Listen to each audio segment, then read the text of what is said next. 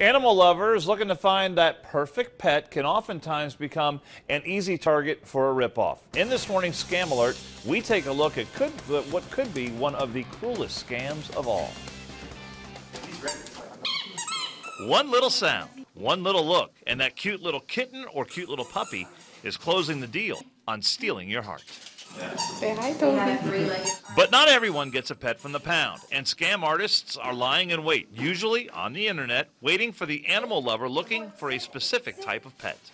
We have seen it in a variety of different ways. Unfortunately, at the end, if there isn't an animal, we have also seen where at the end there is an animal and it's not the animal that they thought they were going to get. In these cases, we're not necessarily seeing a scam artist trying to steal your identity, but really milk you out of a lot of cash. In this con, the ripoff happens when you send money for an animal that may or may not be real. Then complications set in, meaning more delays, requiring more money. The initial several $100s was sent, then the dog was sick, and he needed money for the vet bill, and then they needed a cage to be able to ship it.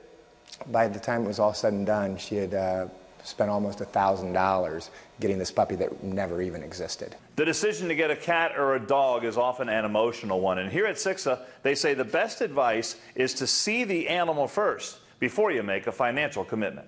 I always recommend that you meet the animal because just because they're purebred doesn't mean that they're going to necessarily fit in your family, which is why I always feel adoptions are the best way to go. As in so many cases, there are legitimate pet providers on the internet, and weeding out the scammers can be tricky. Just remember, a legit operator will never ask you to close the deal online or pressure you to buy a pet sight unseen.